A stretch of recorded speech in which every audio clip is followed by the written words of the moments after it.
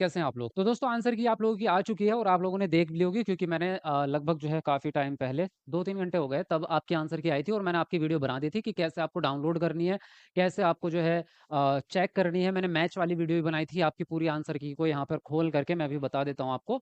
तो उसमें मैंने आपको बता दिया था कि कैसे-कैसे आपको मैच करनी है। लेकिन आंसर की में कुछ क्वेश्चन्स ऐसे हैं जिसके सामने आपके लिखा हुआ है ई, एफ, ज़ेड, सी, बी इस प्रकार की चीज़ें। जैसे आपके ऑप्शंस हैं तो ऑप्शन की जगह पे क्या लिखा हुआ आ रहा है आपका ये लिखा हुआ आ रहा है जैसे कि आप यहाँ पे देखेंगे, तो आपके सामने इस तरह से जैसे क्वेश्चन्स है आपका मान लीजिए ये चल रहे हैं आपके। तो यहाँ पे अगर आप देखोगे, तो जैसे ये 63 के सामने डी लिखा है जबकि 1, 2, 3, 4 में से कोई एक ऑप्शन होना चाहिए था, तो ये क्यों लिखा है? उसके अलावा जो है अब बात अगर मैं करूँ तो आपके नंबर की अगर मैं बात करूँ कितने नंबर आपके बढ़ सकते हैं इस वाली आंसर की के हिसाब से, कि आंसर की में जितने नंबर आपके मैच हो रहे हैं उसके अलावा उससे कितने नंबर जो है रिज़ल्ट जब आएगा, तो कितने नंबर आपके बढ़ सकते हैं और क्या सभी को कॉमन नंबर मिलेंगे या उसके लिए आपको कोई एक्शन लेना पड़ेगा? तो चलिए शुरू करते हैं वीडियो और मैं आपको सारी जानकारी देता हूँ। जितने भी नए स्टूडेंट हैं वो चैनल को सब्सक्राइब करके बेल आइकन दबा लो क्योंकि इससे आपका बेनिफिट होने वाला है बहुत ज़्यादा। सबसे पहला बेनिफिट तो ये है कि यहाँ पर आपको टीचिंग एग्ज़ाम से रिलेटेड सारी इन्फॉर्मेशन और सारी अप टू डेट सारी चीज़ें मिलती हैं। उसके अलावा क्लासेस आपकी पूरी कंप्लीटली आपको यहाँ पर मिलती हैं। और उसके अलावा अब मैं यहाँ पर आपका की चैलेंज करने वाला हूँ सभी के लिए मैं अपनी तरफ से।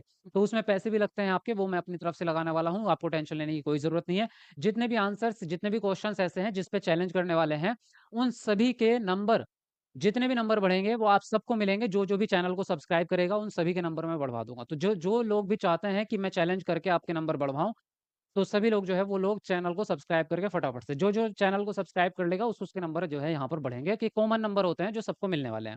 अब यहाँ पे मैं आपको बताता हूँ कि इनका झोल क्या है, क्या मतलब मेन बात क्या है कि कैसे जो है जैसे कि यहाँ पर आपके सामने लिखा हुआ है ये 63 के सामने यहाँ पे क्वेश्चन नंबर 63 था ये इसका आंसर डी है 1, 2, 3 की जगह।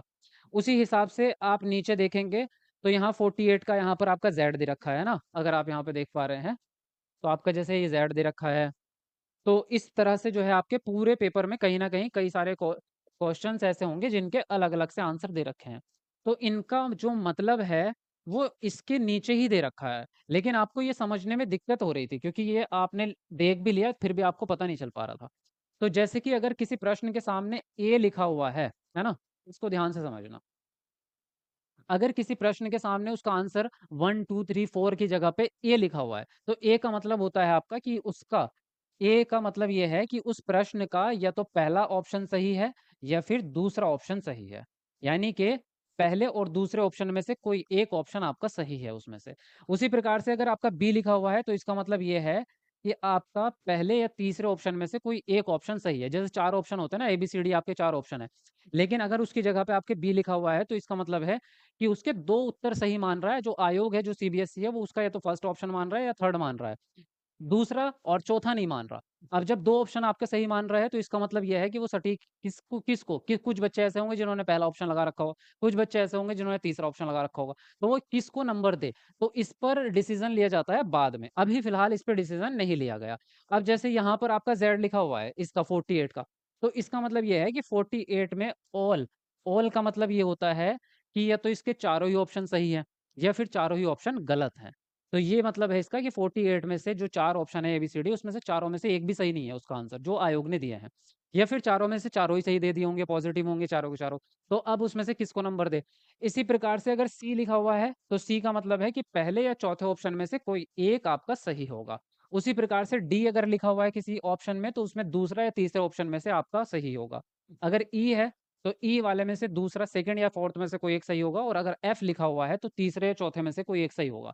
तो इस तरह से नंबर कैसे मिलेंगे आपको? अब कुछ प्रश्न जैसे कि आपका डी ऑप्शन दिया है किसी का और आप लोगों में से किसी ने दूसरा लगाया होगा और किसी ने तीसरा लगाया होगा।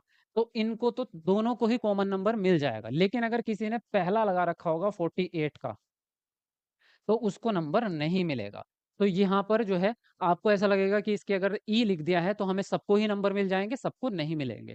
सिर्फ़ उनको मिलेंगे जिसने ई पे या तो दूसरा सही लगा रखा होगा या तीसरा। आप लोगों ने इन दोनों में से कोई एक लगा रखा होगा तो दोनों को ही नंबर मिल जाएँगे। अब वो भी अभी पक्का डिसीज़न नहीं है कि दोनों को मिल जाएँगे या नहीं मिलेंगे। उस पे करेंगे हम की चैलेंज और उसके बाद में होगा आपका डिसीज़न। तो की चैलेंज के लिए आप लोग सपोर्ट करना, मैं आपको बता ही दिया मैंने। अब जैसे ऑल वाला जिस पे होता है, ये ऑल वाला जो ऑप्शन होता है, ये आपका सबको मिल जाता है। ये होता है कॉमन नंबर जिसमें चारों ही ऑप्शन में से अगर एक भी सही नहीं होगा, अभी इसकी जाँच होगी। अभी इसका ऐसा नहीं कि अभी जो है आपको नंबर मिल गए। अभी इसकी जाँच होगी कि ज़ेड वाला जिसका भी है ऑल वाला, तो मेबी कि इसका कॉमन नंबर सभी को मिल जाए। लेकिन अगर मैं इसकी बात करूँ टोटली कि ओवरऑल कितने नंबर आपके बढ़ सकते हैं, तो इसमें नंबर बढ़ने की जो संभावना रहती है वो 4 से 5 नंबर का रहता है इसमें। 4 या 5 नंबर का अंतर, क्योंकि 4 से 5 क्वेश्चन्स ही आपके 150 क्वेश्चन में से ऐसे होंगे जिन पे इस तरह के अंक की जगह ये आपके अल्फ़ाबेट से लिखे होंगे, एबीसीडी में से कोई सा भी लिखा होगा, तो 4 से 5 क्वेश्चन्स ऐसे होते हैं। तो यहाँ पर आपका कई बार ऐसा भी हो सकता है 1-2 नंबर घट भी जाए, लेकिन दूसरी जगह पे आपके 2-3 नंबर बढ़ भी जाए। तो मेबी ऐसा होता है कि 4 से 5 नंबर तक का अंतर आप लोगों के उत्तर में देखने को मिलेगा, आपके रिज़ल्ट में, आंसर की के बाद रिज़ल्ट में आपको 4-5 नंबर का अंतर मेबी, सबका नहीं होगा ऐसा। सिर्फ़ उन्हीं का होगा जो इस प्रकार के प्रश्नों में उलझेंगे। बाकी सबका सब पे फ़र्क नहीं पड़ने वाला, ठीक है? तो ये था पूरा का पूरा सिस्टम इसका, और आंसर की कैसे चैलेंज करनी है, उसके अभी पूरा पेपर चेक करना पड़ेगा। तब जाके आपका डिसीज़न होगा कि कौन से क्वेश्चन्स ऐसे हैं जिस पे हम चैलेंज करें। वो चैलेंज मैं करूँगा आपकी तरफ से, और आप सब लोग जो है चैनल को सब्सक्राइब कर लो ताकि आप सभी का फ़ायदा हो सके, है ना? चलिए, बाकी इस वीडियो में इतनी जानकारी देनी थी। मिलते हैं आपको नेक्स्ट वीडियो में। वीडियो को लाइक, शेयर कर देना, जहाँ पे भी आप करते हो, ग्रुप्स में, व्हाट्सएप पे, जहाँ पे भी, स्टेटस पे लगा देना उसको, ठीक है?